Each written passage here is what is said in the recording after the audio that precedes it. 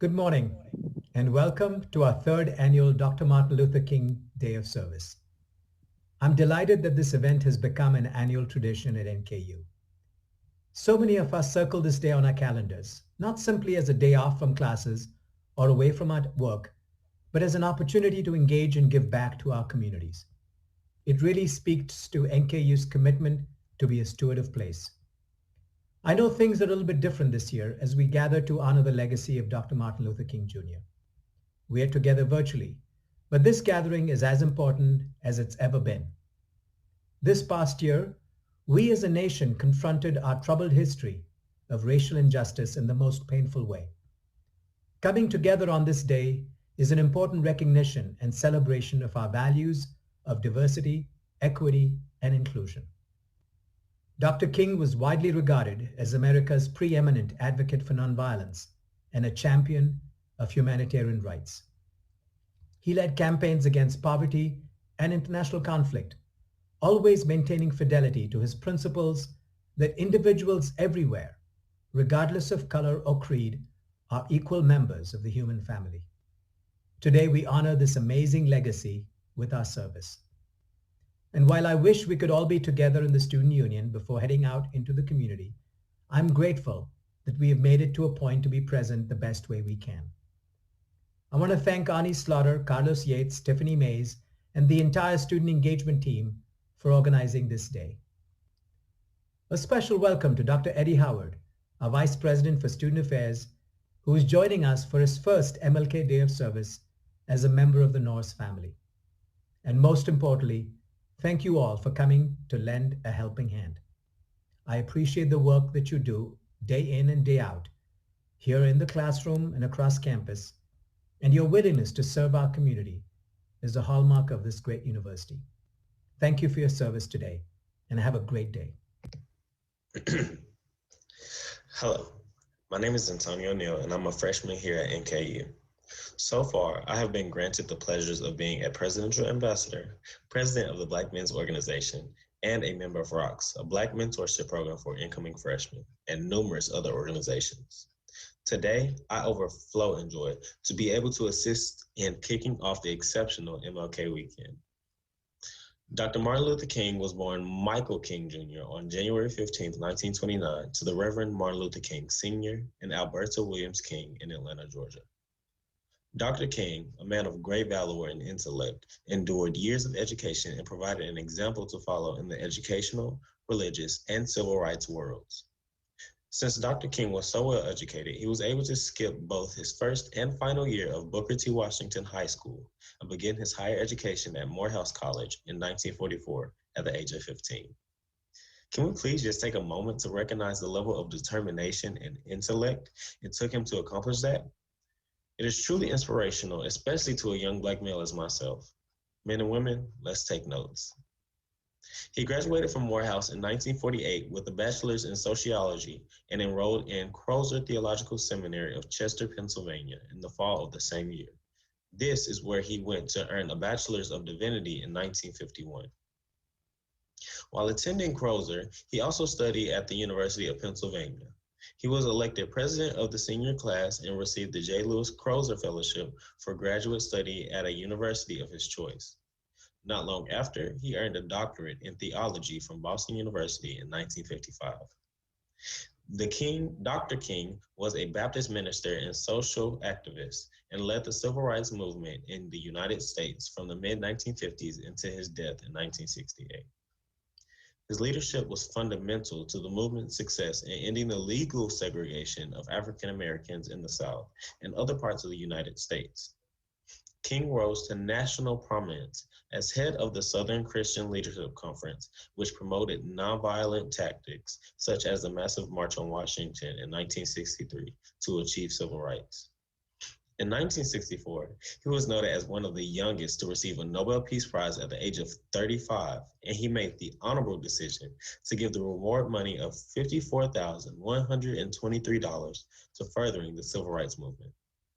Dr. King was fatally shot on the second-story balcony at the Lorraine Motel in Memphis, Tennessee, on April 4, 1968, at 6:01 p.m. He was rushed to St. Joseph's Hospital, where he died at 7:05 p.m.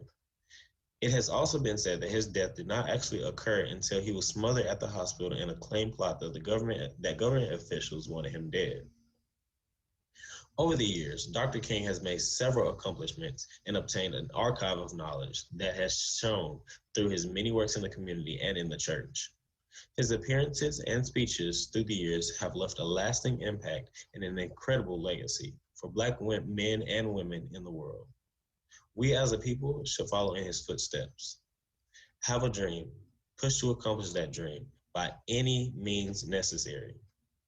As we enter into Black History Month, let's recognize those who came before us, learn from their lives, acknowledge the significance, and execute greatness in society. Let's make a difference.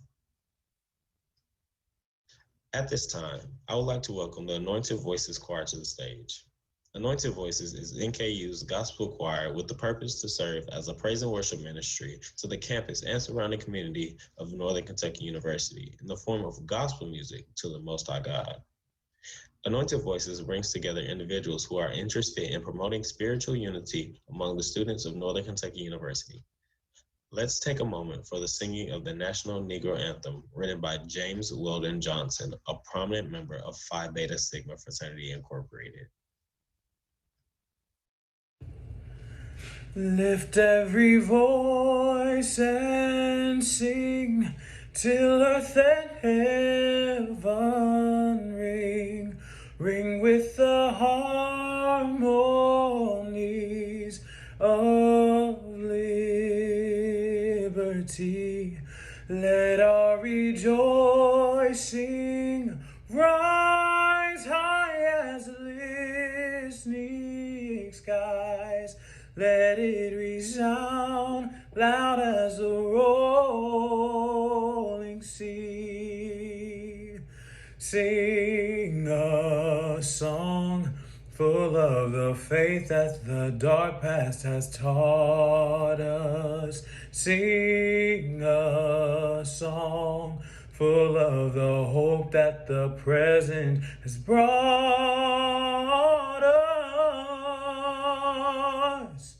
Facing the rising sun of our new day begun, let us march on till victory is won.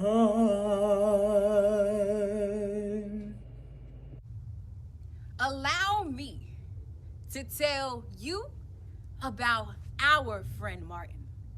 He wasn't one to stick to the status quo. No, Martin was an innovator, a groundbreaker, a world-renowned game changer, an educated Black man. Can you say danger? A jack of all trades, a friend, never a stranger. Our friend Martin fought for justice, equality, and freedom for all.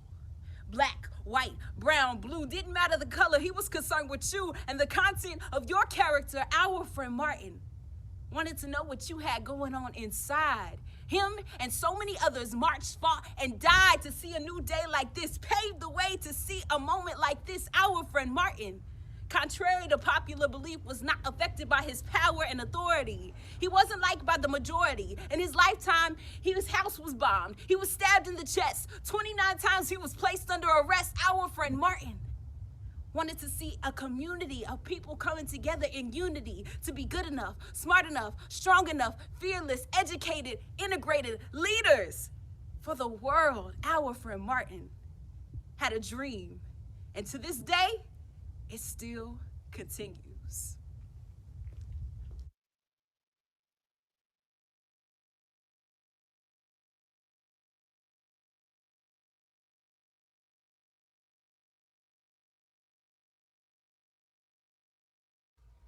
I am happy to join with you today in what will go down in history as the greatest demonstration for freedom in the history of our nation. 50 years ago, a great American in whose symbolic shadow we stand today signed the Emancipation Proclamation. This momentous decree came as a great beckoning light of hope to millions of Negro slaves who had been seared in the flames of withering injustice. It came as a joyous daybreak to end the long night of their captivity. But 100 years later, the Negro is still not free. 100 years later, and the life of the Negro is still sadly crippled by the manacles of segregation and the chains of discrimination. 100 years later, the Negro lives on a lonely island of poverty in the midst of a vast ocean of prosperity. 100 years later, the Negro is still languishing in the commerce of American society and finds himself exiled in his own land. We have all come to this hallowed spot to remind America of the fierce urgency of now. Now is the time to rise from the dark and desolate valley of segregation to the sunlit path of racial justice. Now is the time to change racial injustice to the solid rock of brotherhood. Now is the time to make justice ring out for all of God's children. There will be neither rest nor tranquility in America until the Negro is granted citizenship rights. We must forever conduct ourselves on the high plane of dignity and discipline. We must not allow our creative protest to degenerate into physical violence. Again and again, we must rise to the majestic heights of meeting physical force with soul force. And the marvelous new militarism which has engulfed the Negro community must not lead us to a distrust of all white people. For many of our white brothers have evidenced by their presence here today that they've come to realize that their destiny is part of our destiny. So even though we face the difficulties of today and tomorrow, I still have a dream. It is a dream deeply rooted in the American dream. I have a dream that one day this nation will rise up and live out the true meaning of its creed. We hold these truths to be self-evident that all men are created equal.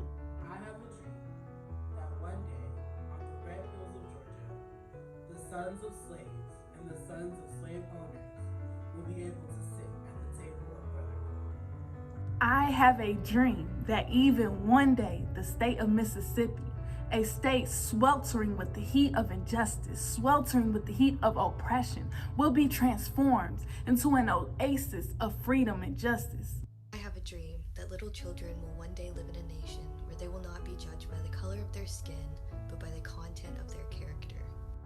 I have a dream that one day down in Alabama, with its vicious racists, with its governor having his lips dripping with the words of interposition and nullification, one day, right there in Alabama, little black boys and black girls will be able to join hands with little white boys and white girls as sisters and brothers. I have a dream today. I have a dream that one day every valley shall be exalted, and every hill and mountain shall be made low. The rough places will be made plain, and the crooked places will be made straight, and the glory of the Lord shall be revealed, and all flesh shall see it together. This is our hope, the faith I go back to the mount with. With this faith, we will be able to hew out of the mountain of despair a stone of hope. With this faith, we will be able to transform the genuine discords of our nation into a beautiful symphony of brotherhood. With this faith, we will be able to work together, pray together, to struggle together, to go to jail together, to stand up for freedom forever, knowing that one day we will be free. And I say it to you today, my friends, let freedom ring from the prodigious hilltops of New Hampshire. Let freedom ring from the mighty mountains of New York. Let freedom ring from the mighty Alleghenies of Pennsylvania. Let freedom ring from the snow-capped Rockies of Colorado. Let freedom ring from the curvaceous slopes of California. But not only there, let freedom ring from the Stone Mountain of Georgia. Let freedom ring from Lookout Mountain in Tennessee. Let freedom ring from every hill and molehill in Mississippi. From every mountainside, let freedom ring. And when this happens, when we allow freedom to ring, when we let it ring from every village and hamlet, from every state and every city, we'll be able to speed up that day when all of God's children, black men and white men, Jews and Gentiles, Protestants and Catholics, will be able to join hands and sing in the words of the old Negro spiritual, free at last, free at last. Thank God Almighty. We're free at last. Good morning. Good morning. Let's clap it up. That was amazing. I am so thankful for all of the talent, the hard work, and the dedication that comes out of Northern Kentucky University. Good morning and welcome to the NKU annual MLK Day celebration. We are pleased to have you with us virtually to honor the work and legacy of Dr. Martin Luther King Jr. My name is Aaliyah Cannon, and I am honored to serve as your host this morning. I am a junior majoring in social work with a minor in social justice and human addictions from Louisville, Kentucky. I currently serve as the National Panhellenic Council President and the current Basilisk of the ravishing Rokai chapter here at Northern Kentucky University. I also sit on the International and Regional Board of Directors for Sigma Gamma Rho Sorority Incorporated as the Youth Service Coordinator for the Central Region. I enjoy inspiring, cultivating, and motivating the youth through my brand, Pledge to the Process, as a motivational speaker. To begin our day, I would love to introduce our speaker, Alonzo Jones. Born to a French white mother and Creole African-American military father, Alonzo Jones, also known simply as AJ, often says that he grew up and lived in the gray. As a biracial, first-generation kid growing up in the 70s and 80s, entering and exiting different educational institutions, communities, cultures, and countries, culture and identity became tremendously important in shaping and developing his professional pathway in research areas. With over 25 years of experience working in higher education, AJ has a passion for working with students to help them achieve success, focusing on male development, Black History Month, cultural Greek organizations, and student identity. AJ has worked with everyone from high schools, colleges, and athletic programs of the NFL, community organizations, and government municipalities. His approach to speaking is to provide audiences unheard perspective on familiar topics through an engaging, interactive, and sometimes unorthodox delivery style. His programs are an extension of his own private thoughts and self-examination around identity, education, and fatherhood. Please give a warm Norse virtual welcome to Mr. AJ Jones. What's going on, beautiful NKU family? I feel you, I feel you, I feel you. Aaliyah, hey, thank you so much for that introduction. I like the enthusiasm. You are a motivational speaker in the making. Beautiful NKU. Here I am, proud to be a keynote speaker on your program, but the video itself was a complete, comprehensive, robust MLK program unto itself. Man, y'all spitting facts on Dr. King, the number of times he was arrested, the detail of that, when he started high school, all of those kinds of things. You put the Negro National Anthem on him, and Sister threw down with the Martin poem, man. And then you articulated the I Have a Dream speech. That's 17 minutes, August 28th, 1963. That literally represented the complexity of America, symbolizing King's oratorical skills, that acknowledges America's complex relationship to slavery, that acknowledges America's complex relationship to segregation. But Dr. King, who we are celebrating today, is so profound that he can represent the past, the present, and the future. And that's what we're going to talk about today. But before I begin, I got to say a special appreciation to Miss Tiffany Mays. Tiffany, thank you so much for having some backdoor conversations with me to give me a sense of what's going on the campus, kind of the demographics. And I understand that the beautiful student communities are still going back to their respective homes and being active in their communities, as well as right here at NKU. So I want to thank you all for allowing me to spend just a few short minutes with you to kind of give some complimentary remarks about Dr. King, and then to get into what I believe will be the core, the crux of the program will be the panel, where administrators and students will be able to speak to specific ways of how to improve the campus community there at NKU. So I'm glad to be here. Thank you so much. And so let me kind of spin off of the I Have a Dream speech.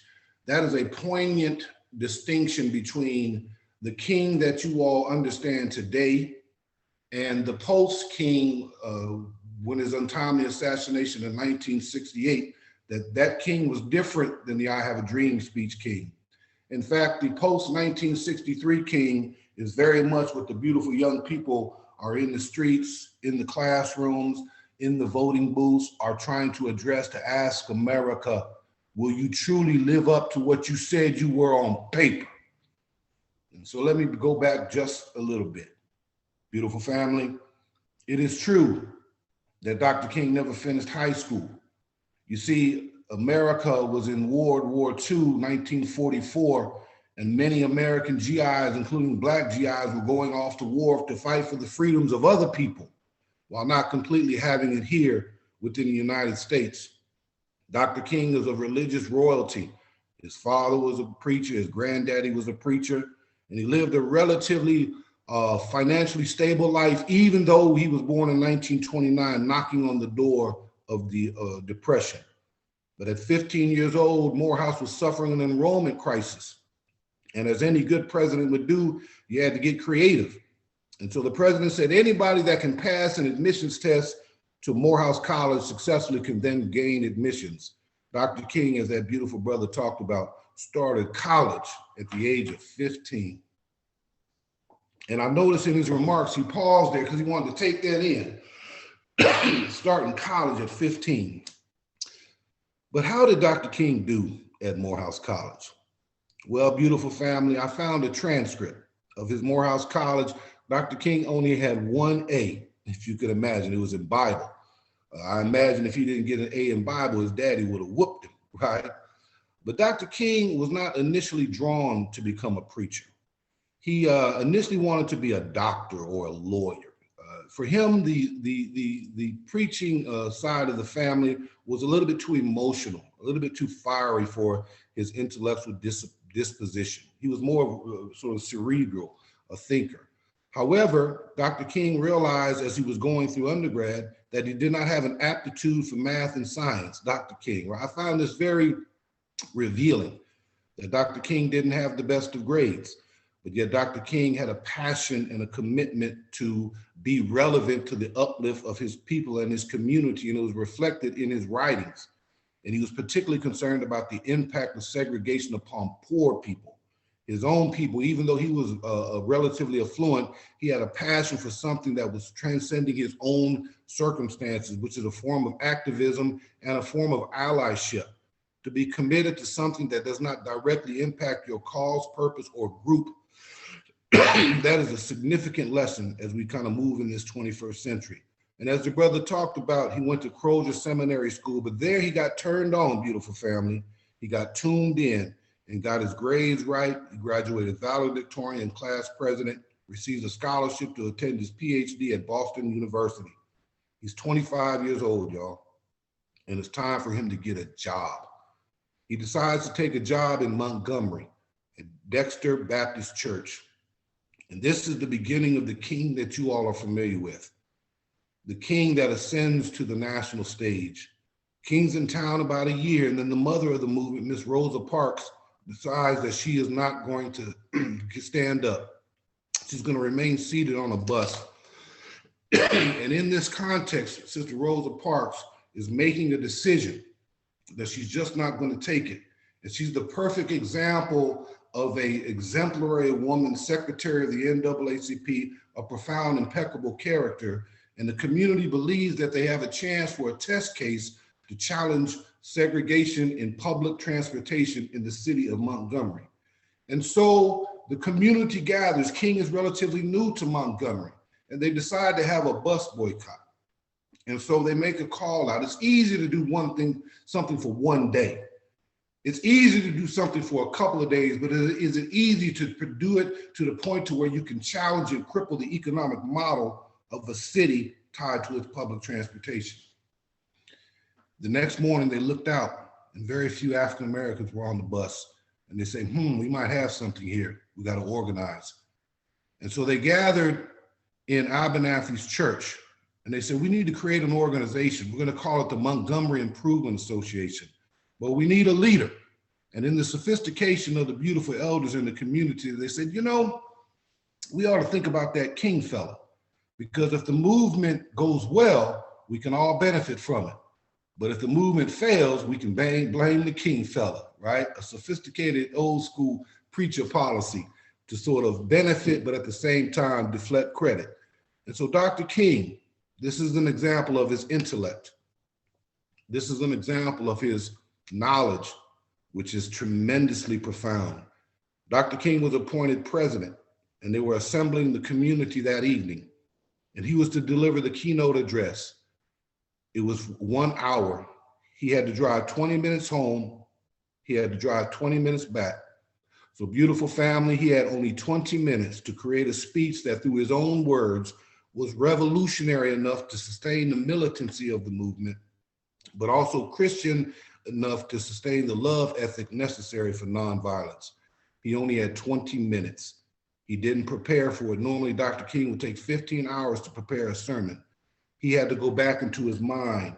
He had to go back into his college days. He had to go back into his personal readings. He had to go back into his theology and everything that he had learned to deliver the right message that would sustain the movement. And beautiful young families, that movement sustained itself for over 380 days and concluded at the Supreme Court level that determined segregation in public transportation was illegal. This was the mid-50s, and that is the movement that launched Dr. King into the national stage. But that was the 50s. 1963, August 28th is when the I Have a Dream speech was given. There's several years in between that. What was he doing? What was he doing? Well, he was doing what you all are doing. He was challenging segregation down through the South. He was challenging transportation issues, freedom rides. He created the Southern Christian Leadership Conference to give himself an organizing body in which he could plan and orchestrate and challenge state law. But he also had a partner. He had a complementary organization. His organization was largely ministers and women in the church. Along came something called the Student Nonviolent Coordinating Committee, which was a collection of college-age students, people that represent your age set. And they became the mobilizing force that galvanized and went out in mass and challenged segregation in public spaces, putting a certain kind of pressure on local sheriffs, local jails, local politicians, but not doing it in an isolated regional kind of way, but putting pressure on the nation that's bubbling up to the executive level and the presidency. And the presidency realizes that we have to do something about this. So King certainly is symbolic enough to represent as a figure, a visual figure of the movement, but beautiful young people, it was you and your age set that put boots on the ground, that put bodies in the chairs, that had to suffer violence, vitriol, physical attack from racist ideology manifested in racist people that did not want people of color to have their full citizenship. It was young people in college spaces that contributed to the momentum that the 1963 speech carried forward and eventually results in the signing of the Civil Rights Legislation of 1964 and the Voting Rights Act of 1965.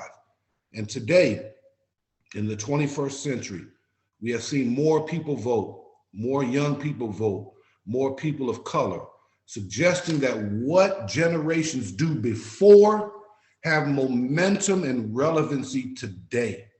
And that's kind of where I want to close my remarks here for a moment.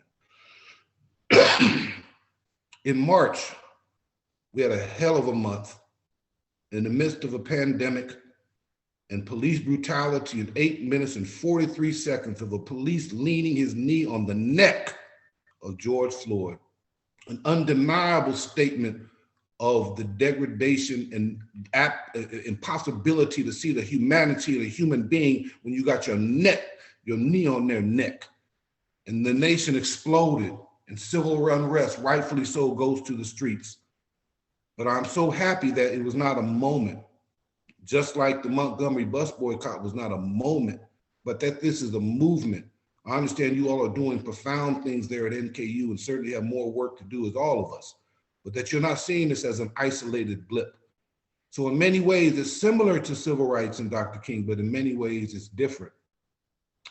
This particular movement, personified through the Black Lives Matter movement and others, is not necessarily an intergenerational movement to where you have elderly clergymen mobilizing with young people. That this is very much a young kind of space, and that's beautiful. You have young leadership, young voices, young articulators of circumstances, situations, and what we need to do. And then you have young people that are out in the streets.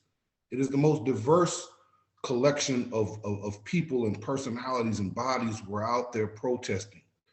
It is also secular, meaning in the past it had been heavily religious, and today is both religious and non-religious. And you have situations where people are wanting to make sure that America lives up to what it said it is in the Constitution, and to manifest the 1964 Civil Rights Act, to not discriminate based upon a person's race, religion, creed, sex, sexual orientation. And so we're in a mirror moment, NKU. We're in a mirror moment, United States of America, is what are we going to do? You see, the benefit of civil rights is that it was challenging America to live up to its Constitution. It had bite, it had teeth. It was asking America to enforce the 14th Amendment. It could literally go to the court under jurisprudence and say, you're not living up to your own policy, your own paper, your own Constitution, your own amendments. And that battle was won. However, today we face a different kind of situation. It is not necessarily illegal for poverty. It is not necessarily illegal for homelessness. And in some cases, we're seeing that it's not illegal to kill men, unarmed men. But so we are in this more subjective kind of space. And we are dealing with what I would call subjective bias. You know, in 1950, there were human beings that believed there were inferior and superior races. But does the passing of a civil rights legislation mean that the attitudes and mentality of the people simply die off? No. History has momentum, and it has momentum in the children and grandchildren of people who grew up in a time where they literally believed there were inferior and superior races. The beautiful complexity of now is that we don't know what's in the minds of people. We see things like structural racism, institutional racism, which is to essentially say when people go through a situation, there's disparate outcomes on the back end.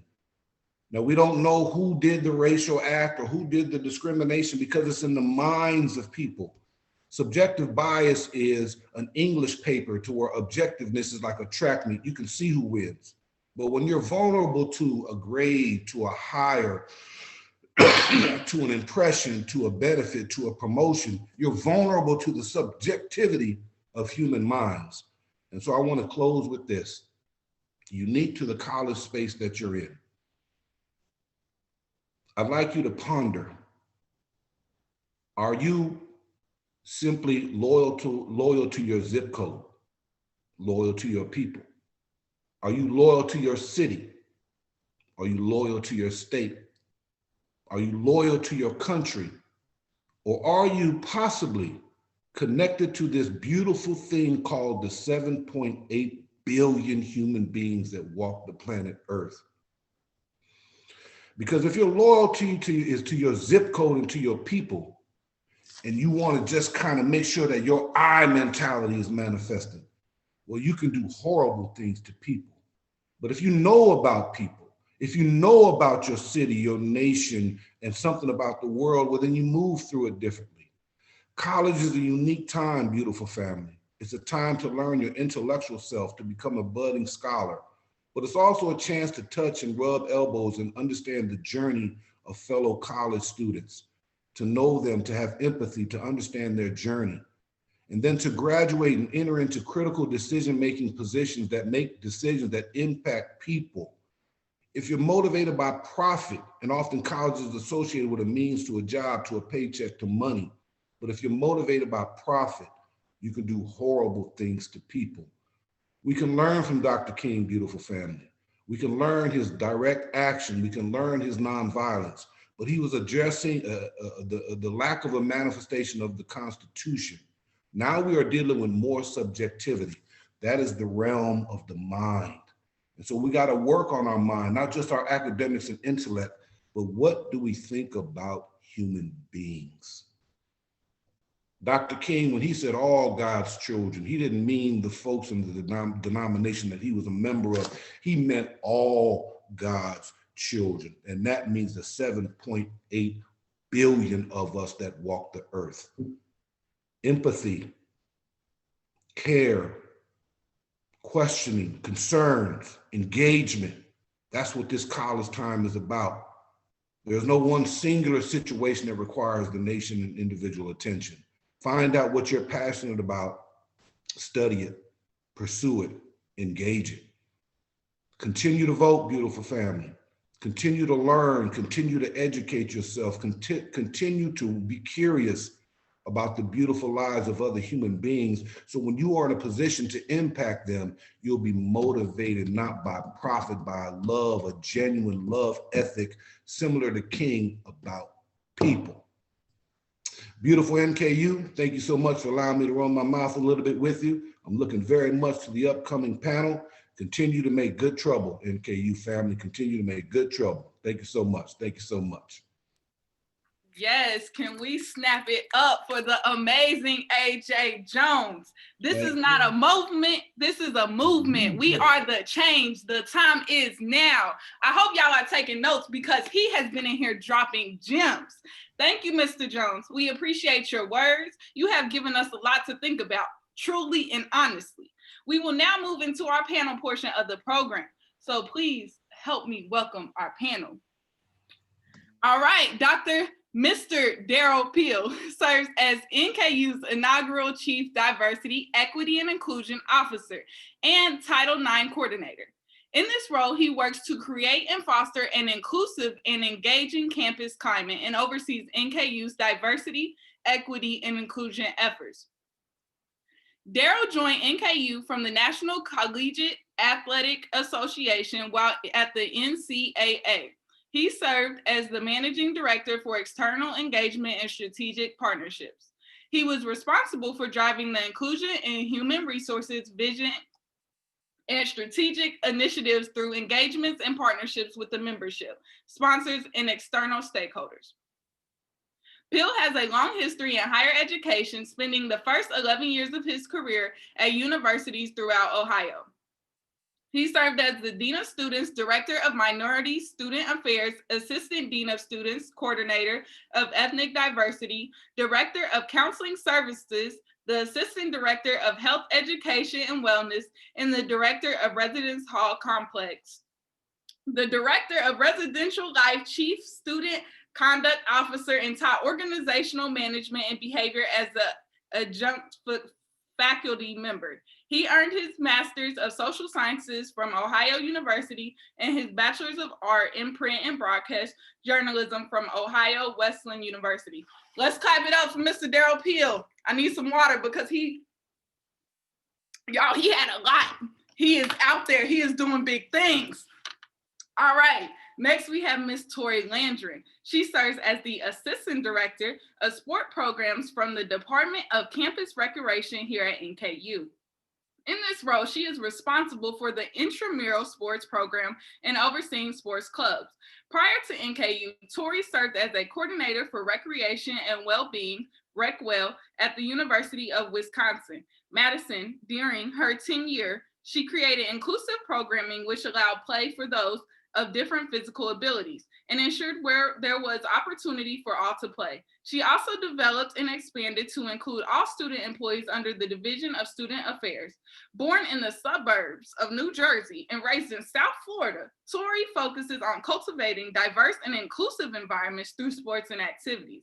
She earned her Master's of Arts in Education from Louisiana State University, 2015, and Bachelor's of Science in Legal Studies from the University of Central Florida in 2013. Currently, she is working on her Master's of Business Administration here at NKU. Said, get degreed. She is degreed. Next, we have Mr. Darius Butler, who is a junior majoring in computer information technology with a minor in business information systems. On campus, he serves as the vice president of Black Men's Organization and NKU Rocks mentor, and a resident assistant for the university housing. He is also currently an intern at Kroger Technology with the NKU Innovation Lab. Throughout his involvement with African American students initiatives and engagement on campus, he has had the honor of participating in the MLK Day of Service, along with various other events since his freshman year. This year, he is happy to be able to participate in the student panel as we honor the legacy of Dr. Martin Luther King Jr. Let's clap it up for Darius. Yes. Next, we have Miss Janae Cofield. Let me tell y'all, she is a powerhouse. She is a public relations major with a double minor in Black Studies and Communication Studies and a senior, expecting to graduate May 2021. Janae is an active student on campus and has had many roles and positions on campus throughout her time at NKU. Janae is currently involved as the vice president of New Upsline Black Women's Honorary, founder of Poetic Justice, intern of the Office of African American Student Initiatives, secretary for the National Association of Black Journalists, mentor for NKU Rocks, resident assistant, and manager at the Campus Recreation Center. While at Northern Kentucky University, she has transformed from a meek, soft-spoken young lady to a powerful and prominent leader. Janae's plans after graduation are attend to graduate school and to be admitted into a communications program. After graduate school, she plans to pursue a career with a focus in activism and change within minority communities. Let's clap it up for Janae. I told y'all she is a powerhouse. Next, we have Miss Grace Weston. Grace is a senior theater arts and public relations double major from Cincinnati, Ohio, having previously served as the vice president of diversity and inclusion for the Panhellenic Council. She now works with the Office of Fraternity and Sorority Life as the social media and marketing intern. Grace is also planning to future careers in student affairs. Thank you all for joining us today. We will now go into our first question.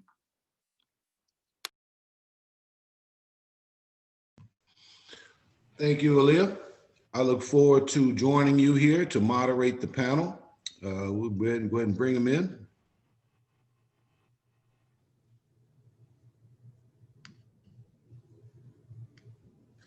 All right, good to see everybody. Good to see everybody. As you all know, NKU family, these are representatives of your administration as well as your student community. And so today we want to kind of pose some questions that are more campus specific, a chance for you all to hear and to understand both administrators' perspective on some of our successes and challenges, as well as students. It's my understanding that this is the beginning of the conversation. There will be a chance to take notes, and if there's subsequent conversations that need to occur, that'll definitely be the case. So beautiful panel, welcome, welcome. Thank you all for allowing me to be the moderator. So today I kind of want to begin with an interesting question, kind of about if Dr. King were here. If Dr. King and not Baldhead AJ was your keynote speaker this morning, what might be his opening statements? I talked a little bit about the I Have a Dream and the journey up to that. But as you all know, following 1963, Dr. King kind of fell out of favor and began to take on issues such as poverty, America's inequity in terms of income, wealth distribution, and then had an unfavorable position about America's involvement in the Vietnam War. And so Dr. King, in the latter part of his life, did not necessarily maintain the benefit and prestige that he had leading up to 1963. So as you all know, he's a very complex figure, but he could have been alive today.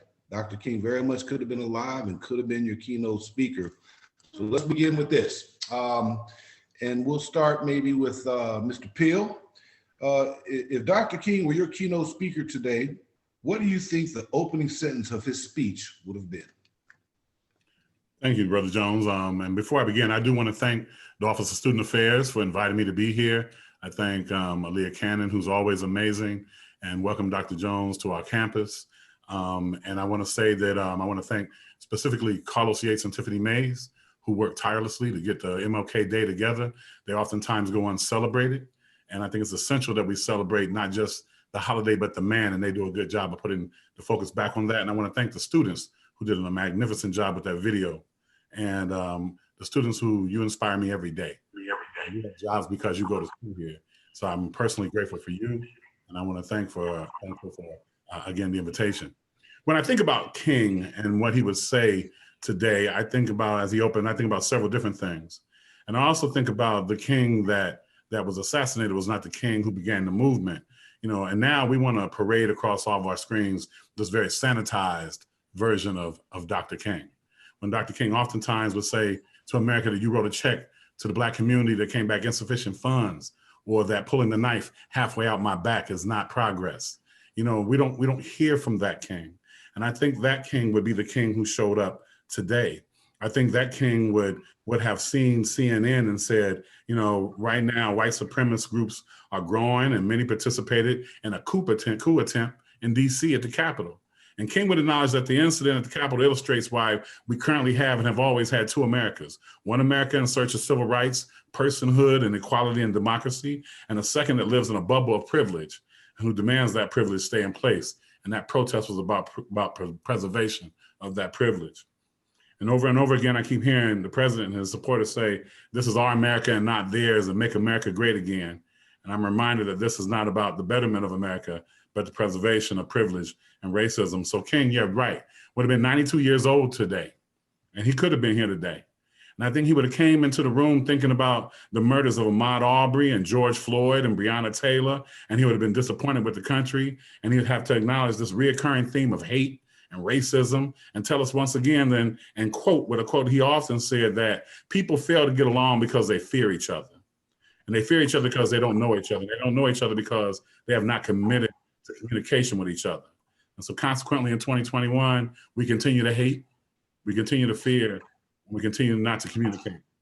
And he would tell us that in 2021, be cognizant and stay focused that we have to remember not the words of our enemies, but the silence of our friends. And I think this is how he would have opened his speech. Boom. Go ahead, Brother Peel. No, yeah, he would have definitely had something to say, and would have been very poignant and reminiscent of when he was falling out of favor. But it's amazing that the civil rights king was something that was told, and that's what we see in our commercials. But the post-civil rights king is something that is not. It's something that is not talked about and discussed. But you're right, he would have had some heavy words, particularly for the insurrection that we recently saw this past week. Thank you so much, Brother Peel. Tori, what do you think his statement would be? I don't know how to follow that up, but given that we are 2 days from inauguration and 2 days from getting a new president, and trying to be in this time of healing and change, one of his quotes came to mind, and it says, "If you can't fly, then run. If you can't run, then walk. If you can't walk, then crawl. But do whatever you have to keep moving forward." And I think that we've had our voices heard. We're getting a whole new administration, but our work is just beginning. And we have to keep moving forward, especially as, you NKU Norse young students, and who are the voice and the change of the society to come. I think we keep moving forward and we keep doing the work, and, it's just beginning. Thank you so much. Carlos, what are your thoughts?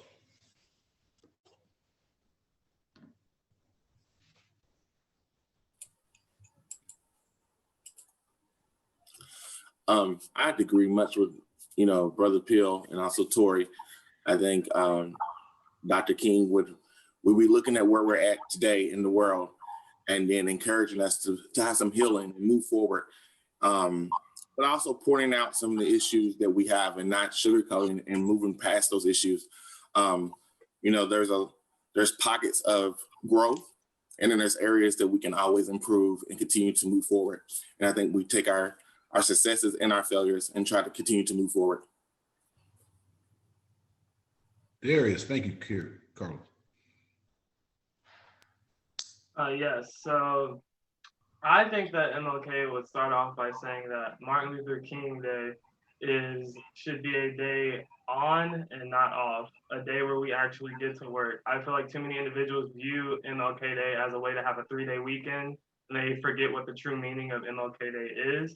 And I view, with the way our current country is now and the state of everything that's going on, we are more divided than ever. and there's some true healing that needs to come. And so I would say that he would say, get to work, get out and help your communities, because a lot of work still needs to be done. And I understand y'all have always historically done a lot of service on this day. Absolutely. Janae, talk to us. What would Dr. King say?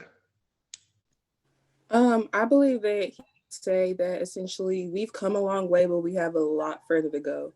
I personally believe that a lot of people are comfortable where they're at and aren't noticing some of the injustices going on in the world, while those who are experiencing them are just like facing them every day, and their peers are going by like unnoticed and not confronting those injustices. So I feel as though he would come and talk to us about that, and just pretty much like, it's okay to be uncomfortable. It's okay to have these conversations. It's okay to educate yourself, because once you realize that your brother or sister is going through something, you can do something about it. So. Thank you, Janae. Absolutely. Absolutely. Grace. I'd like to believe that he would start the speech off with a joke, because God knows we need something lighthearted, because everything he would say would have so much meat to the subject of what he's talking about that he'd have to start it off with some joke about everybody misquoting his "I have a dream" speech. a little humor, huh? You know, Dr. King was you know, it's weird to when you humanize Dr. King, but Dr. King certainly was a funny person. He loved to tell jokes. He loved to sort of sing, break out in baritone. You know, oftentimes in a serious of a life that he was living, humor becomes something that gives one pause and a chance to just kind of decompress. You know, that's one thing. He was a very complex individual. You know, suffered depression, as mentioned. You know, was stabbed and incarcerated, and so humor often is something that just kind of is a sign of relief. So yeah, he might have come to the microphone and been a little humorous. Absolutely. Eddie Howard, how are you?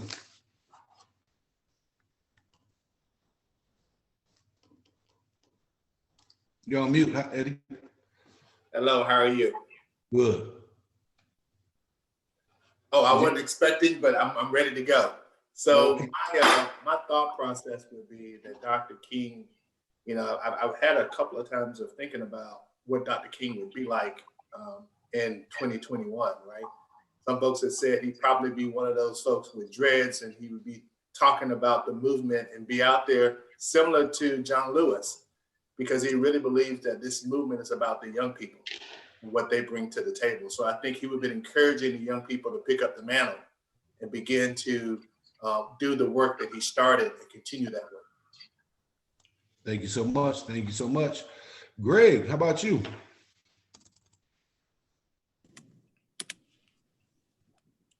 Good morning. I personally believe or feel that if he were to start off his speech, he would, he might even take a moment to weep. And I only say that because of all his efforts, and it's literally up until his death, he may be a little disappointed in how things have turned out. Not saying that it was the end all be all, but I definitely believe with his passion and how compassionate he was, he might even start off with a little weeping just because of disappointment. Man, that's heavy. That is heavy. Yeah, you know, that's almost symbolic of the time, you know, laughter, pain, suffering, weeping, you know, the emotions of this time certainly is experienced by previous civil rights activists. But yeah, there's a lot of pain kind of going on in the world right now, right? We see it in young people. We see it in grown folks, perhaps in different kind of ways, a certain silencing. But that's heavy. That's heavy. Let me see, Aaliyah, did I miss anyone?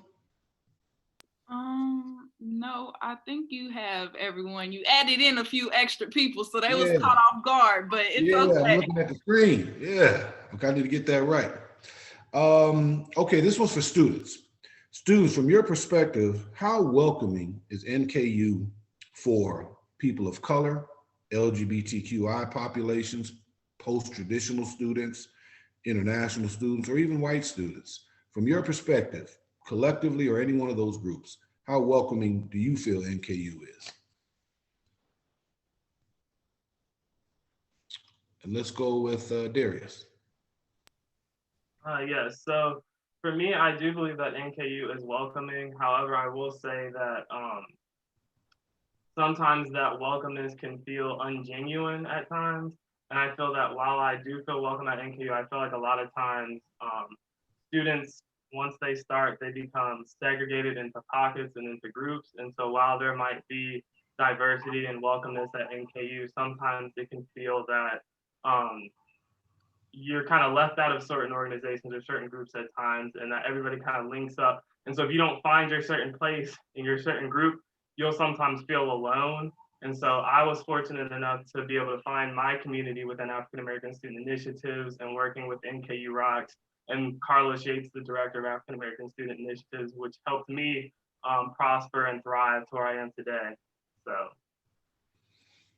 Thank you, Darius. Janae, how about you?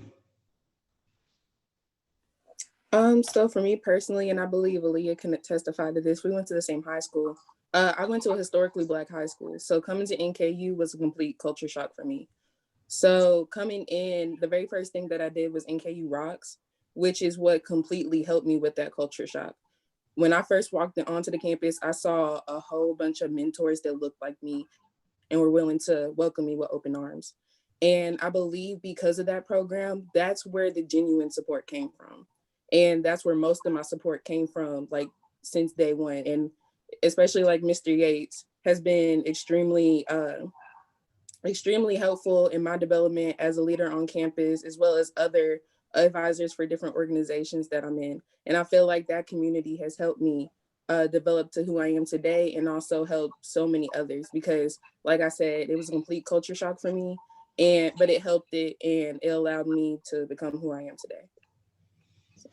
Thank you, Janae. Carlos, your thoughts?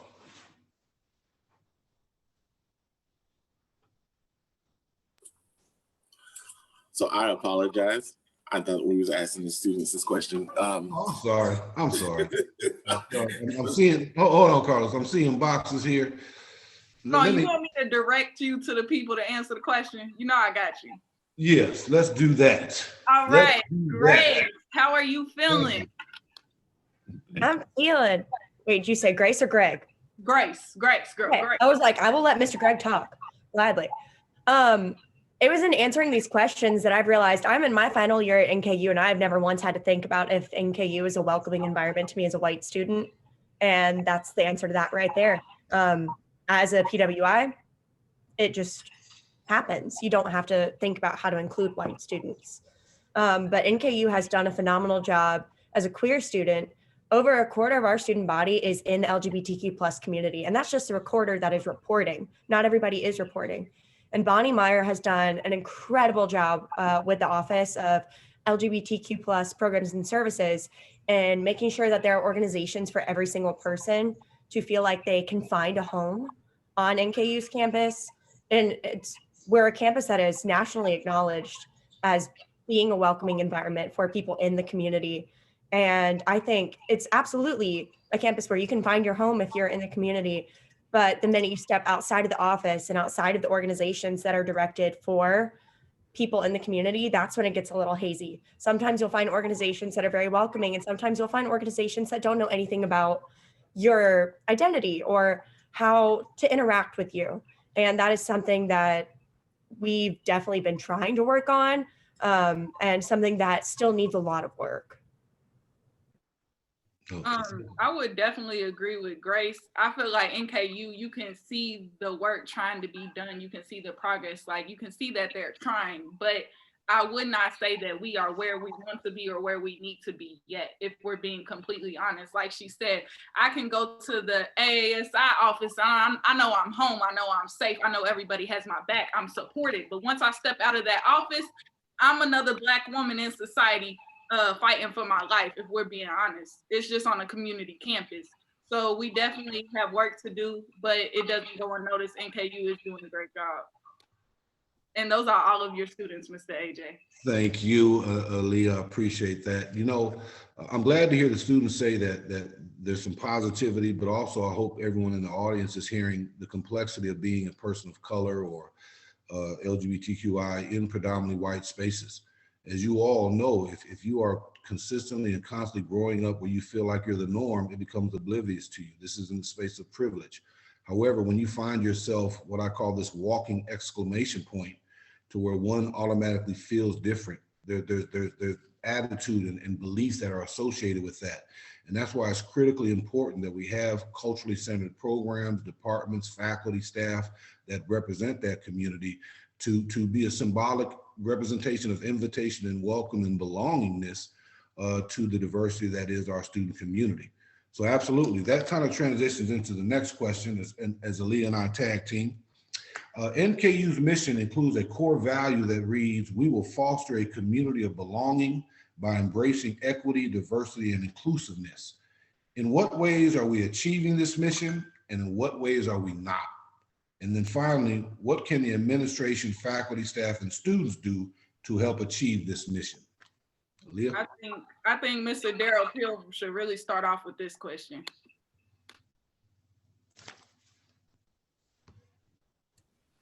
Thanks again, you guys. Yes, and I think at NKU we are laser focused on addressing and dealing with and pushing forward our mission.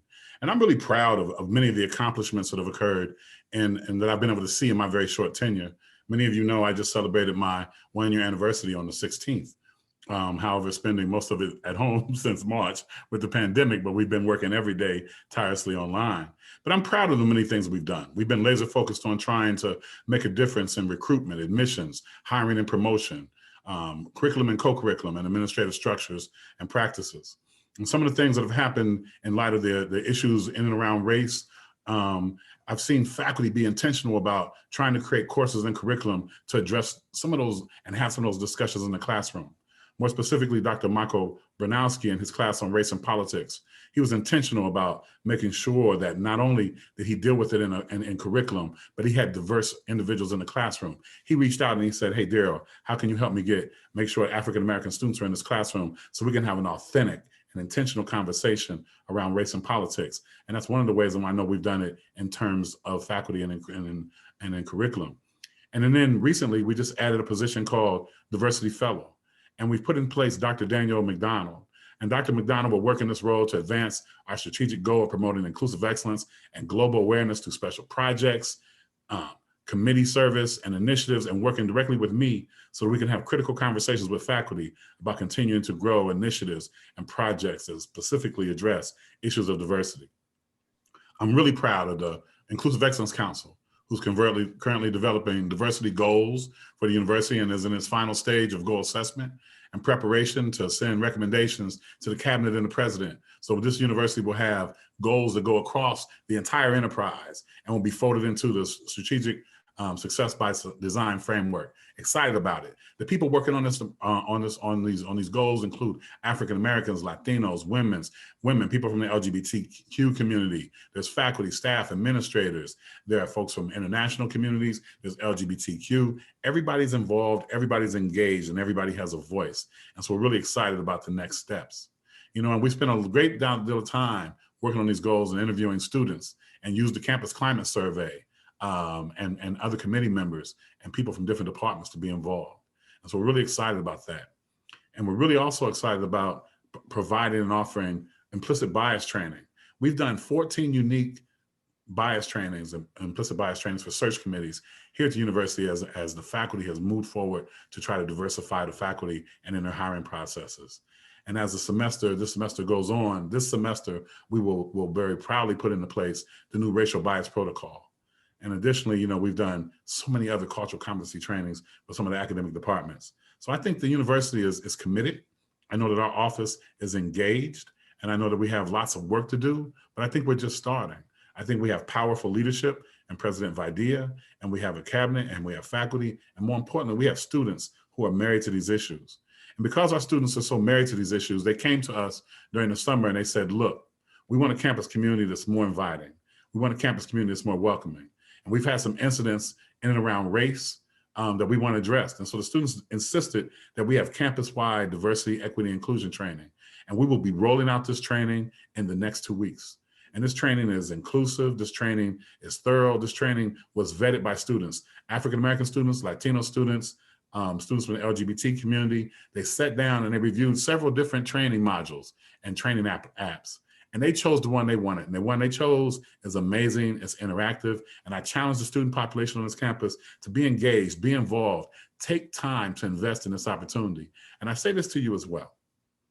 This training is a very safe space. You get to do it in your own time. You get to do it in your own space. No one's there to judge you or to look at your answers or to question why you feel a particular way. It's an opportunity to learn, to engage, and it's an interactive training. And I really love what the students selected, and it's very student friendly. So there's some things that we've done. I don't want to take up all the time, but I think we're moving forward. We're married to our mission, and we're moving forward in an intentional and methodical way with partnerships across academic areas and administration in a way that I'm very proud of at Northern Kentucky University.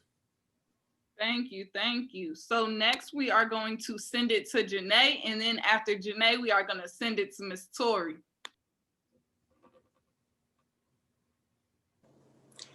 So for me personally, what I believe like is going right with the university is, as Mr. Peel mentioned, he has invited me to several different discussions with him, as well as Mr. Yates. And I feel as though in my senior year, I'm finally seeing change, which is something that I appreciate, especially with me being here all 4 years. I would also like to say that in a way of achieving this mission for both faculty, student, and staff is to be comfortable with approaching students of colors, minorities, LGBTQ plus communities as well. Because I feel as though a lot of people are scared. They're scared to walk into those spaces, even though I believe we seem to be welcoming. For me personally, as I mentioned earlier, I'm a resident assistant. The first time I felt as though somebody wanted to get to know my culture and wanted to get to know me was I had an RA program about African-American hair.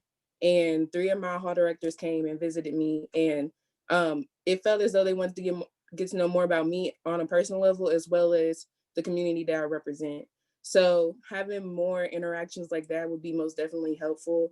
It's kind of hard to create conversations when like we're in the SU and one community sitting over here and another one sitting all the way across the room. So for us to gain a lot more community and unity on this campus, we have to be open to connecting with one another and having those conversations and even going to each other's events. Yes, ma'am. Ms. Tori.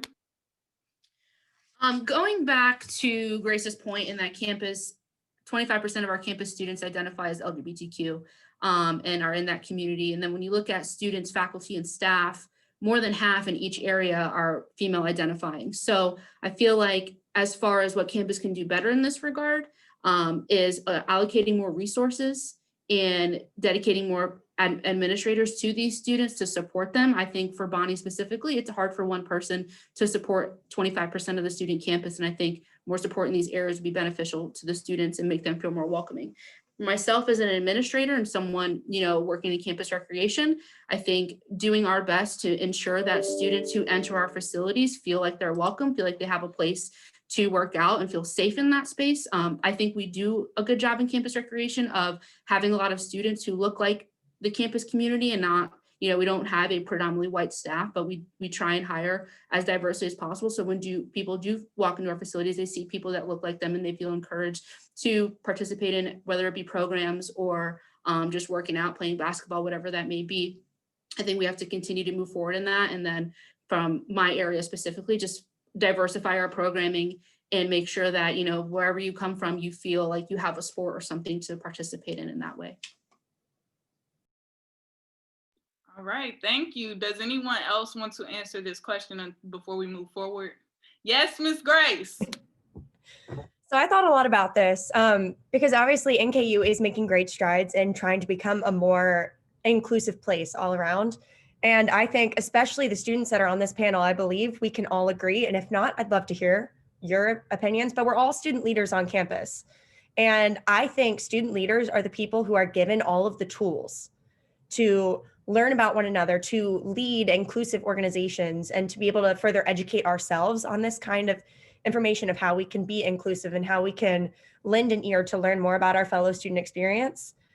But I think we can see where leaders have the choice to either take advantage of what is put in front of them by our mentors or not. And in that, we have seen people take advantage of it, and we've seen people absolutely ignore it. And I think it is the leadership that is always given that advantage to be able to learn more and to be able to be better leaders and to teach our organization how to be better leaders. But you don't always see it trickle down to every single member in the organization. You kind of see it stop at leadership. There are opportunities that are offered to all of us to learn more about each other, to learn more about ourselves as leaders. And it doesn't always make its way down to every single member of an organization. So not every organization believes they're getting the same opportunities to learn and to lead and to grow. And I've definitely noticed that, especially like in Greek organizations, the leadership may have all the answers and know how to make their organization more inclusive and how to make sure they're not trying to just check a box of diversity, but not every single member of the organization is learning how to do that. And that's the problem right there. I would like to chime in on that because I actually do agree in some ways, especially when it comes to, as African-American leader on campus, we are often the only people that people will come to if they need help. Aaliyah is like, oh, she's a Black leader, let me go to her for this minority thing or to do this. And it's like, sometimes we have to understand, y'all have to reach out to everyone in different communities and in different organizations, because I can't do what Janae can do. So I'm gonna have to send y'all to Janae to do what you need her to do. So I think we need to start building leadership in our communities. And if NKU gives us that platform, they do, but it needs to be pushed on a whole nother level. Like, we need to make sure everyone is involved in becoming a leader and being a strong leader at that. That's all. Did anyone have anything else? Yes, Darius. So you took some of the words right out of my mouth. But what I was gonna say is that yes, NKU is making great strides and that we're pushing forward. But I think we've got diversity, that's on the mindset. But I think we really need to focus more on inclusion, because you can have diversity, but if you're not inviting people to the party, there's no point. And so kind of to piggyback off of what Aaliyah was saying, we need to start being inclusive and inviting more individuals to come out to certain engagements and get involved with certain leadership opportunities, instead of having the same, again, as an African-American male, I'm always being invited to be on certain leadership opportunities. But how about we extend some of those opportunities to the freshmen that are coming in so that we can help build their leadership skills, so it's not the same 5 people on every single panel or at every single leadership event, because it gets old. So we need to branch out and help build that community so that we can allow other students to thrive as well. Yes, you took the words out of my mouth. Anybody else? Mr. Darrell, did you have a follow-up? Were you good over there?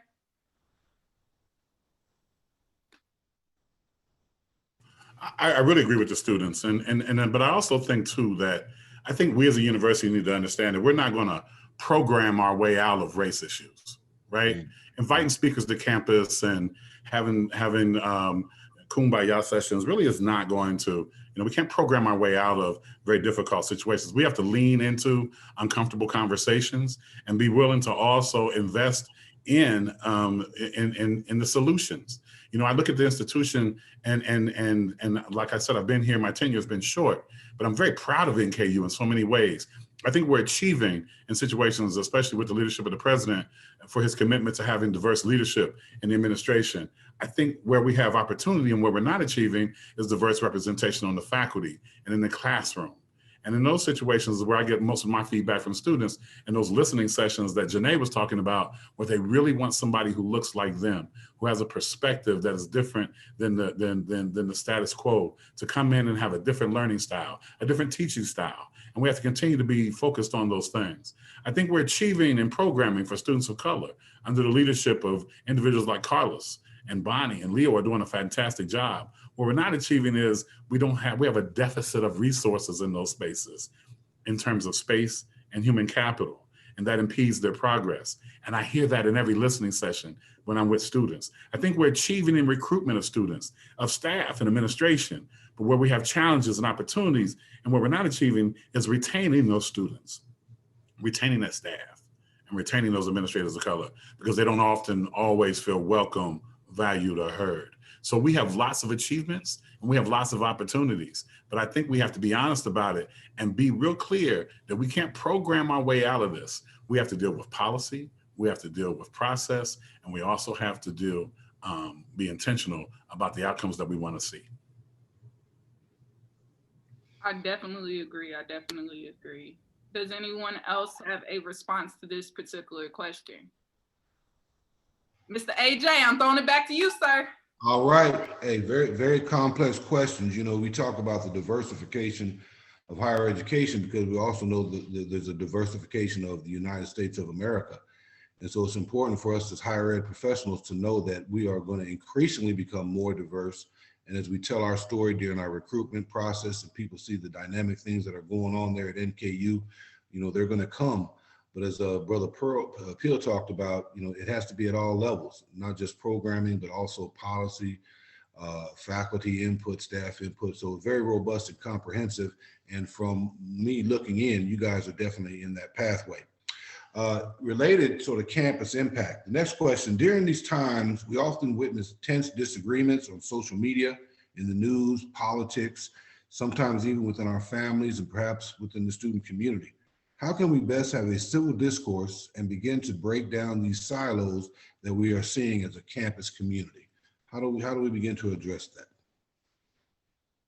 Who would like to take this question first? Janae? So this is an interesting question because I'm currently taking an argumentation class right now. So, and I feel as though having conversations, even with opposing sides, are important to have, just because even though I'm the type of person, I believe an opinion can't be right or wrong, but the facts that you bring up can possibly sway somebody's opinion and hopefully steer them in the right side of history, because we do want equality for all people. I feel as though it's important to have uncomfortable conversations, and I know we keep on mentioning that, but again, as a Black woman, I feel as though there's been many times I've been in comfortable situations that I didn't want to be in, but because of where I was at, I was put in those conversations or in those situations. And I feel as though because I had to live like this for the rest of my life, to take 30 seconds, to take a minute, an hour out of your time to have an uncomfortable conversation is important. It's important because it shows your willingness to learn and your willingness to understand somebody. You don't have to necessarily agree, but it's a willingness to understand somebody and where they come from, and to understand why they have these experiences and why they feel the way they do. So hopefully further in my argumentation class, I can get to know even more reasons why we need to have these like conversations, these debates, or even these just regular conversations, because they are important. So I got you, Miss Tori. I got a question. Well, I want to answer it.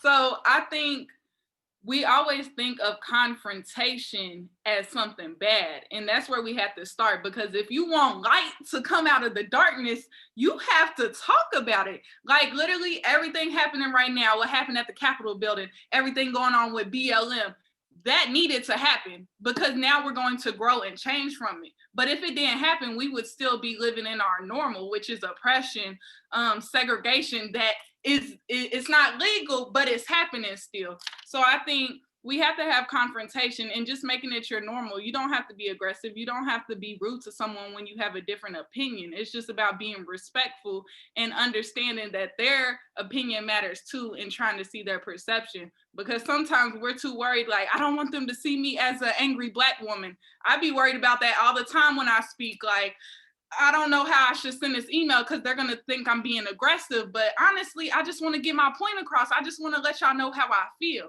So it's needed. It has to happen. Miss Tori.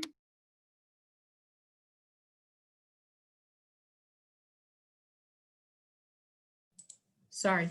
So I definitely agree with our students in that these conversations need to happen, and we need to continue the dialogue and be open just as much as we're expecting other people to be open-minded, being open-minded ourselves to facilitate and work through these conversations. But at the same time, I think we have to recognize that our friends of color, especially our Black friends of color, are tired of being the people that have to educate everybody in these matters. And so instead of looking outward towards them to fix all of our problems and teach us, we have to look inward and reflect and educate ourselves to be able to have these intelligent or intellectual conversations to understand one another and to, make change. But I think our friends of color, our Black friends of color, are really tired, and we have to, put in the work and not expect them to continue to do the work.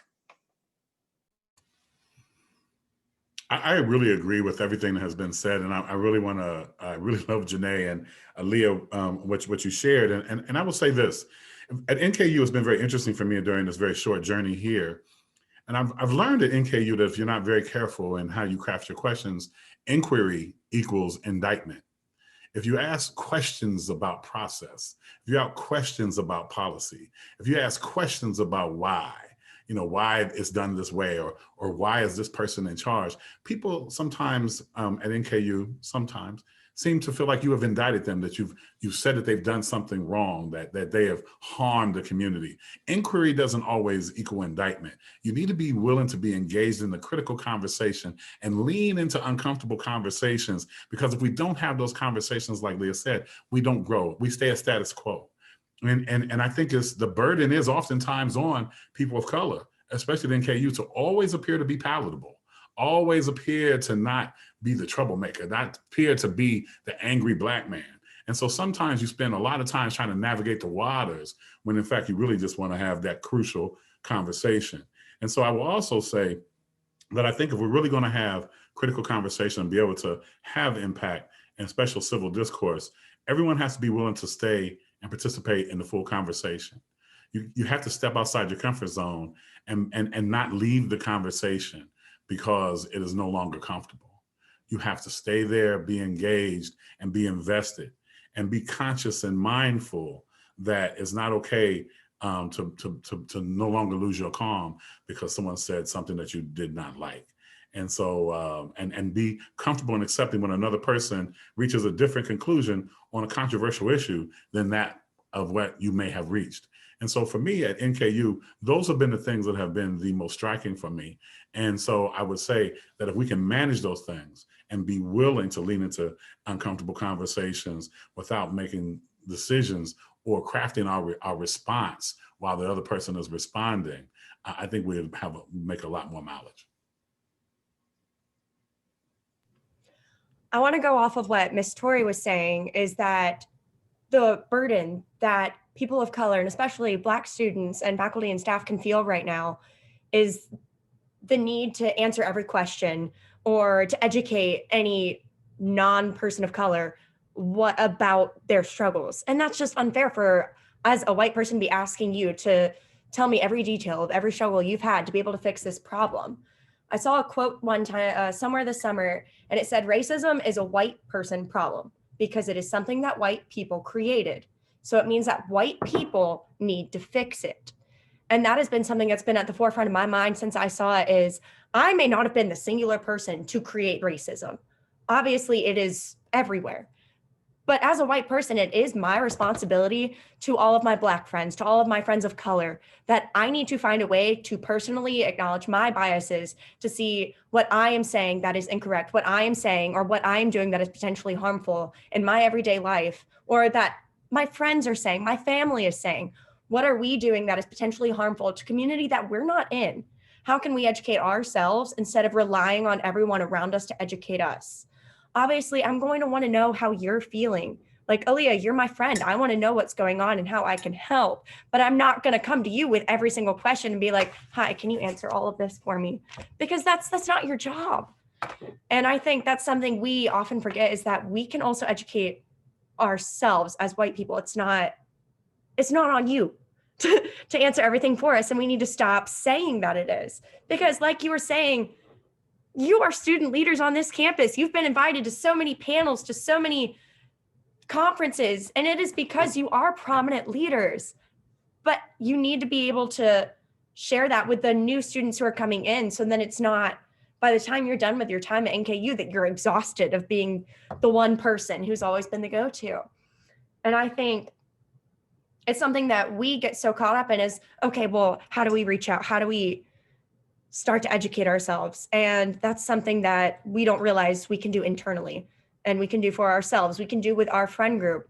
And I know, especially, I'm a very loud person. If you know me, if you don't, I'm a very loud person. And I make my opinions very known too.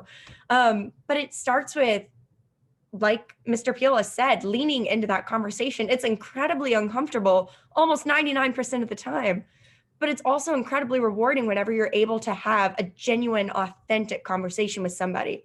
Because I know this year, while painful for so many people, has been able to open up the eyes of so many people and what they value and who they're willing to get to know. And I think being able to just be honest and to be gentle and understanding when you're going into those conversations, you're able to start those awkward conversations with somebody that can help start awkward conversations with somebody else. It can, like I said, trickle down to help everyone in the organization and not just the one person at top. If that made any sense. Sorry, I'm kind of rambling. That made a lot of sense. Absolutely. Absolutely. You know, and I also think that when white voices take on these issues, they're going to come with a different perspective. And if they're in positions of leadership and they've thought and grappled with this, they're complementary voices to a common goal, whatever that particular goal is, equity, social justice, whatever the case may be. And that white folks who have developed trust and connectedness ought to feel free to kind of express their outcomes after they've studied, they've evaluated, where did they land, and feel comfortable enough to share that. And then among a community of trust where your voice can be heard. I know there's a trepidation, particularly around spaces of allyships, and do white folks have space and agency in these conversations? Anyone else want to address it? Should we go on, Leah? Yeah, we can go ahead and move forward. Okay, so I'm hearing very much sort of action items.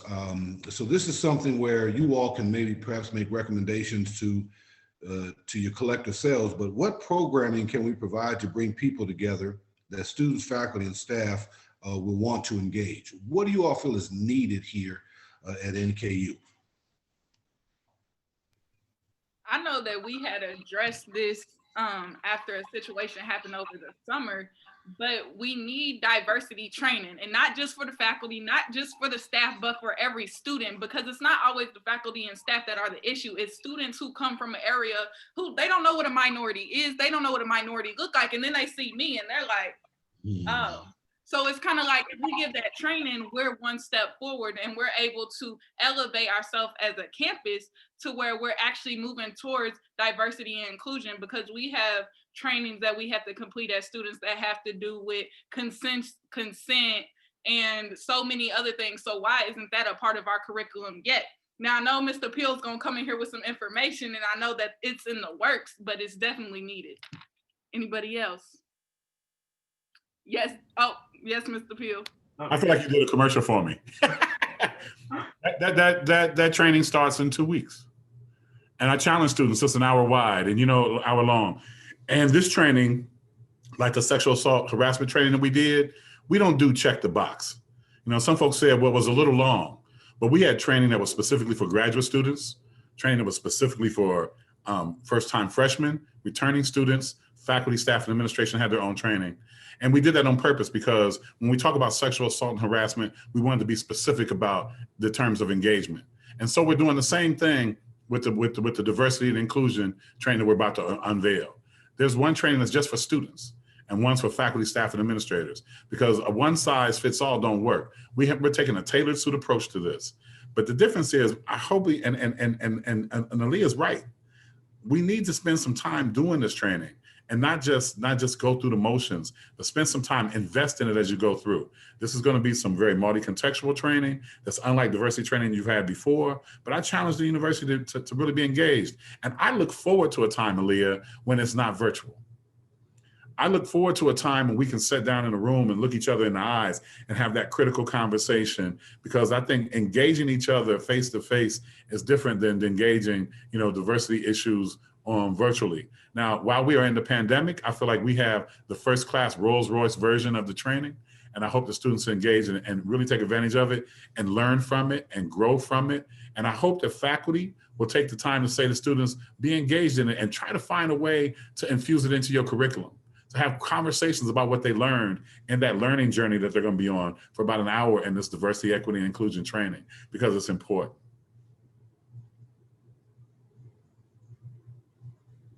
So I was, Mr. Peel pretty much answered what I was gonna say. I was gonna say, on top of that, real diversity training, because a lot of diversity trainings are surface level, but Mr. Peel answered that really well. So yes, appreciate it.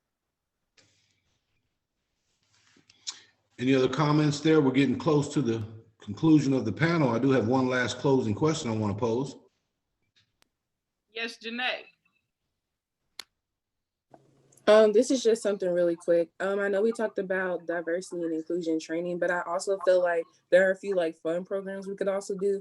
And I feel like a great example of that, to be honest, is the NPHC step show that we have for homecoming every single year. When that room is filled, Regents Hall is filled, and it's not just Black Greeks, it's the Black community, it's LGBTQ+. I also see Panhellenic and IFC Greeks in there as well. And I feel as though it's a cultural experience. And a lot of my white peers and friends, when they see me there, they're like, this is like it's something they never seen before, but they love it and they love to be there. So I feel like even expressing like different cultures would be something that we could look forward to. And I feel like the NPHC step show is one of like a great example of that. So y'all get it in over there on the step show, huh? All right. Mr. AJ. Yeah. Before you ask your last question, we got to shout out the Black Alumni Council, always trying to engage students. And we also got to shout out Missy Yates, who hosted a whole week of program, who's always hosting programs. So if you want to educate yourself, you better pull up. Okay, that's it. Hey, Aaliyah, I do want to add one thing, because as we talk about programming, as we shout out the Divine Nine, we cannot forget about the men of Alpha Phi Alpha Fraternity Incorporated, who this evening will be having the candlelight vigil. I know you didn't just throw up the ice, Brother Jones. Come on, somebody. As a man of Alpha Phi Alpha, I'm extremely proud that Dr. Martin Luther King Jr. was initiated at Sigma chapter at Boston University. And every day he stood for manly deeds, scholarship, and love for all mankind, as he proudly wore his black and gold. And I will say to you this evening that as the Alphas do their candlelight vigil, this vigil just ain't for Alpha Phi Alpha. This vigil is for everybody and every family and every person who benefited from the sacrifice and the toil of not just King, but all those people who marched with him. And as we stand here today, we can be proud of the Divine Nine in many ways. Martin Luther King Jr. and his greatness. I look at Kamala Harris, our new vice president, a member of Alpha Kappa Alpha. Sigma Gamma Rho standing on the verge of turning 101, joining the Century Club. Zeta Phi Beta having 101 years. Phi Beta Sigma having a man in space. There's so many wonderful things going on, and Brother Warnock being that congressman elected in Atlanta, the Alpha man, who will now help us have one more vote than we needed in the Senate to make a difference. So, I mean, there's so much wonderful stuff going on, but celebrate it, be engaged in it, be involved in it. You want to make a difference and be engaged and understand diversity, be part of the community. And that is showing the power of the NPHC, you know, at this 100+ across 9 organizations and manifesting at the highest levels today. That means these organizations are effective, they're putting on work, and they're building on the legacy of the elders and ancestors. All right, final question. And you can add, if there's just a last thought you want to share, you could do that. Or what piece of advice would you give to someone exploring NKU as a student, faculty, or staff member? Clearly, you want your campus to grow. You want to bring top talent here. What advice would you give them within the context of everything we've talked about? I feel like everybody need to answer this question. So whoever want to start, let's just go down the line.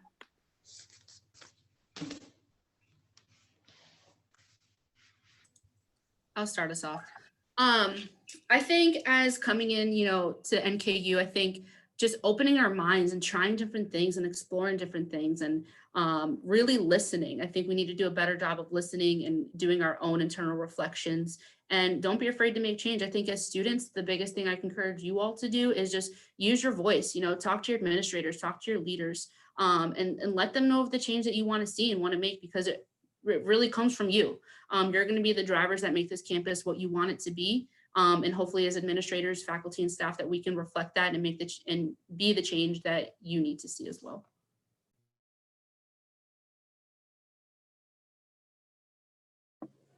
I know we talked about leadership a lot throughout this panel, and I believe that one thing, like a piece of advice that I would give is pick up a mentor. I know like Rox has mentors, but like if you're anybody, like a freshman coming in, pick up a mentor. If you're an upperclassman, I'm a senior and I still have mentors.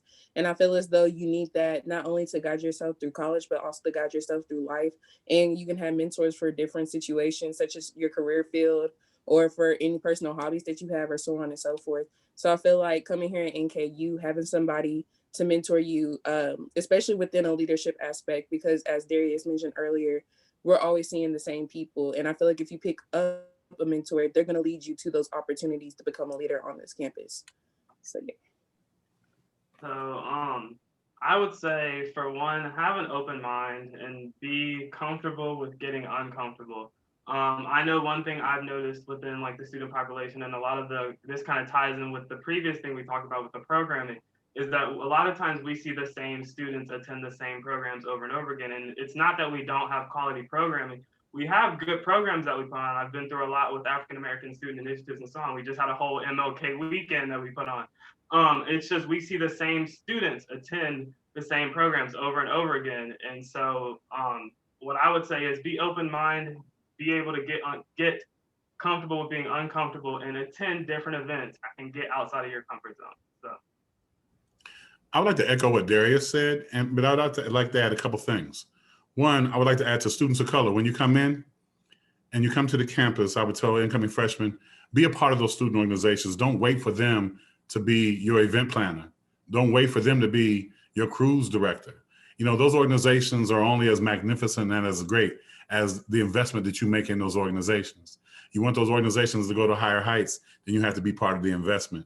To students who are not students of color, I say go to programs that are sponsored by everybody, especially those programs that are sponsored by students of color or LGBTQ. You know, because those programs, they're not doing it just for Black people, they're doing it for the campus community so that everybody can have an opportunity to learn. And to both students, all the students, I say, get way outside your comfort zone. I think that one of the greatest things you can do is study abroad. I think that so many of us see the world as it starts at the Atlantic and ends at the Pacific, at New York and California. But the reality is there's a whole world out there. And I know that the first time I traveled abroad and the first time I went to Africa, I went there trying to be a social anthropologist. I was going to go there and just, you know, learn and find out my Blackness and all that stuff. But in the words of Sonia Sanchez, in search of others, I found myself. And so I encourage you to take the chance, step outside your comfort zone, step outside the country. It's bigger, it's larger than the Atlantic and the Pacific, and be part of a global community, not just the campus community. I would like to say, be the change that you want to see and change. It is okay. You're not going to stay the same. When I tell y'all the Aaliyah that walked in freshman year is not the Aaliyah that y'all see right now, because y'all don't want to see that Aaliyah. So be ready for growth, because you're going to evolve. You're going to elevate every day of your life. You got to pay attention to the lessons, because that failure is what's going to push you to your success. You are not going to succeed until you fail. You might fail 1,000 times, but I promise it's going to happen eventually. So make sure you're paying attention. Make sure you're learning. Make sure you're soaking it all in. The college experience is so amazing, and it will develop you into an amazing individual at the end of the day. So just keep being great, but make sure you're taking that step to experience everything that you want to experience and everything you want to do, because you can't get this back and you don't want to regret it.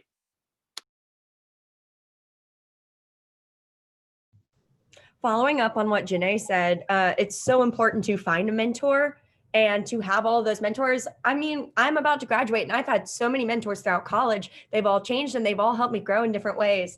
And one of them said something to me that I'll hold on to forever. It's, once you have taken the next step on the ladder of life, it is your job to mentor the person behind you on the ladder. Whoever it is, you were once that person. So it is your job to also pour back in to somebody else.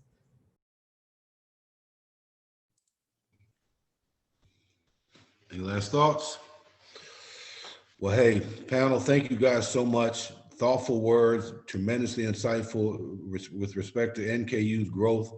Thank you all for having me. It's been truly an honor to celebrate MLK, a profound, beautiful human being, here with you all.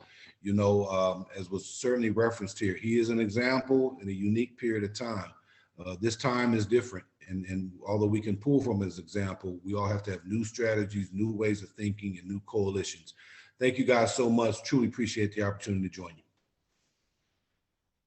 Thank you so much, Mr. AJ. That panel was so informative and so much fun. I hope you all took away so much from that. Now, it is my pleasure to introduce Dr. Eddie Howard, who will be giving our closing remarks for today's event. Dr. Eddie J. Howard Jr. is a Georgia native with over 25 years of professional experience in higher education, working in a variety of educational institutions ranging from a major research university to a 4-year public college and even a 2-year technical college. With all of these experiences, Dr. Howard has gained a unique perspective on the issue of diversity, inclusion, and race relations in this country. As a practitioner working mostly at predominantly white institutions and sometimes being the only person of color in the department, he has had to learn how to lead in these environments while maintaining a neutral viewpoint and supporting issues that matter. Before coming to NKU, Dr. Howard's last move was the position of Vice President for Student Affairs at Youngstown State University, where he oversaw 12 departments, which included the Division of Student Experience and Enrollment Management. In his first year at Youngstown, SGA awarded Dr. Howard the Dr. Martin T. Manning Award for his exceptional mentorship to students. Dr. Howard is excited to be at NKU and ready to use the skills he has accumulated during his career to lead the Division of Student Affairs to more effectively serve our students and help them succeed. Helping students to realize their dreams and creating the best experience humanly possible is the motto that drives his work. Now, hold on now, y'all, this is an important part. Dr. Howard is an active member of his fraternity, Kappa Alpha Psi Fraternity Incorporated, where he has received several awards and distinctions. He also has served as the president of the Georgia College Personnel Association, and in 2012 received the Theodore K. Miller Distinguished Service Award as a member of the American College Personnel Association. He was named State and International Division Leader of the Year in 2010. Eddie is married to Zelda Hughes Howard, and together they have 4 children. I would love to introduce, so you all please join me in welcoming our new Vice President of Student Affairs, Dr. Eddie Howard. Woo! Well, thank you so much, Aaliyah. Goodness gracious. Now, all I can say about all of the things that have transpired this morning is, wow. I am so excited to be here. And I know, Aaliyah, one day we're going to invite you back to be one of our keynote speakers for this event, because I can tell right now you are a speaker in the making. So to the panel that just concluded, thank you so much for all the information that you provided. I will say this to our students. I think I can say on behalf of President Badia and the rest of our cabinet, we hear you. We hear you, we hear you, we hear you. And we're going to take this information and use it to create the best experience for students as humanly possible. I also want to thank all of the folks who worked on this program. Thank you, AJ, for those inspiring words. Thank you for leading the panel today. Carlos, thanks for all of the hard work you have done, as well as Tiffany. And Daryl, we thank you for being a partner within our division. I wanted to just talk about, we had really, for the first time for me to experience our MLK weekend. We started with an evening with Dr. King on Friday, and on Saturday we had an oratorical contest, and then Sunday I was able to participate in our Sunday service that we had there on campus, and we ended it today with this panel, and then we also have a variety of events that are still happening. So I'm so excited to be here because I feel like, you know, this is the best experience that I've had so far, and only been here 2 weeks, and it's really been great. So I was asked to give some closing remarks today, and I think what I will do is talk specifically about the things I talked about. I was actually given the pleasure of being somewhat of the keynote speaker for the evening with King on Friday, and I left them with 3 basic points, which was so amazing because the points that I talked about on Friday, it was if Daryl and AJ and I had compared notes, because some of the things that you guys talked about were things that I mentioned as well. So the 3 points that we walked away with was that King was a servant. And if you think about anything that he wanted to be remembered for, he wanted to be remembered for being a servant and the importance of service. So if you go out today, we hope that you're going to serve in that same vein, because service was so important to him. The second piece that I talked about on Friday was this part of opening your mind. and how important it is for you to have an open mind, because it's through the open mind that we can pierce hearts. And so our hope is that we will open your mind, and then one day we're going to pierce your heart, because with understanding comes an opportunity for love to be able to flourish. We want that to happen. And then the final word was around how important words are. We have all seen how words matter, and all of the things that have transpired over this last year, some of the rhetoric that's been out there, some of the things that have been said. We must be cognizant of the words that we use, because words do matter. And when I start talking with our students about those things, I talked about Black Lives Matter. I talked about what I consider to be Trumpism when it comes to some of the things that we've seen. And at the end of the day, I talked about a time with my son, my own son, who came and asked me after all of the things that were going on. He said, "Dad, are we going to make it?" And I said, "Yeah, we're going to make it." And one of the things that inspires me about us making it is because I truly understand that just like we spent today learning about diversity and inclusion, there are people out there teaching hate, division, and mistrust. And so when they're teaching that, we need to be teaching the opposite. And so when I talk to my son about us, that we're going to get through it, I talk to him, the thing that inspires me and the thing that should inspire you is that we are sit on the foundation where our Constitution is really about life, liberty, and pursuit of happiness. And so every time that we start thinking that things are not going to change, we bend toward our Constitution and we bend toward justice, just like King talked about. So I'm inspired by our Constitution. And just like we got through slavery, we got through Jim Crow, we got through segregation, we're going to get through Black Lives Matter. We're going to get through some of the things that are going on in our country, because that's what our country is about. And we are a great country, and it's great to be an American, and it's great to be an African-American in this country. And so I'm excited about the opportunity that I have to lead our division, to lead our students, to help them create the best experience humanly possible. We hope our division, by presenting this program this week, really was beneficial to you, and we hope that you gain a great new understanding of the life and legacy of Dr. King. So I'll end today by saying the road had just started. This is our first day, so go out and get to work. Aaliyah? Yes, sir. Oh, you finished? I'm done.